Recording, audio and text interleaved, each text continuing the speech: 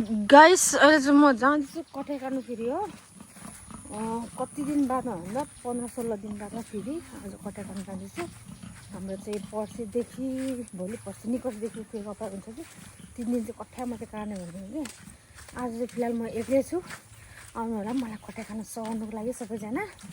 एक्लै छु हो आज। भाउजू पनि नानी बिमारी छ, बाउले पनि भ्याउनु अरे। अनि दादा त यो काममा कुदाकुदै, अनि हाम्रो कान्छी भाउजू चाहिँ घर गएको छ होइन।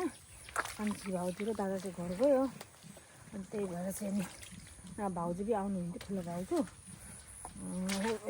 होइन। ऊ नानी बिमारी नभएको त ऊ पनि आउनुहुन्थ्यो। नानी भाइ बिमारी छ कि पिलोइन्छ, पुरा ज्वरो आएछ हो त्यसलाई। अनि त्यही भएर आउनु पाउनु भएन। म त अब एकैछिनको लागि मात्रै अल्छी लाग्यो भने फेरि म त आइजान्छु नि फेरि। म त आफ्नो खुसीको मालिक छु नि त। यस्तो हिलो छ यसरी जखला हाम्रो बाउले बनाउनु भएको यसरी। चप्पल भाँचेर खत्तम बर्बाद। चप्पल यस्तो हुन्छ नि चुट्यो नि चप्पल। अर्को पनि चुट्यो, सेम थियो हाम्रो नबिहाको दुइटा। एउटा मैले लगाउँथेँ, एउटा उसले लगाउँथ्यो।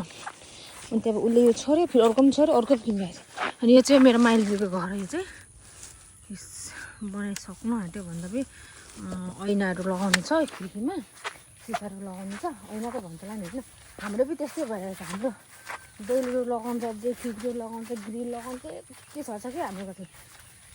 अनि त्यही गाइस। अनि के भन्छ भने चाहिँ त्यो आज चाहिँ एक्लै छु। हजुरहरूलाई माया लाग्छ भने आउनु होला मलाई सघाउनुको लागि कठै काट्नु। अब चाहिँ डाइरेक्ट कठै काट्नु पुगेपछि मात्रै भिडियो गर्छु। अनि म कसरी कठै काट्छु तपाईँहरूलाई देखाउँछु। यो चप्पल पनि देखाउँछु, यस्तो भइरहेछ।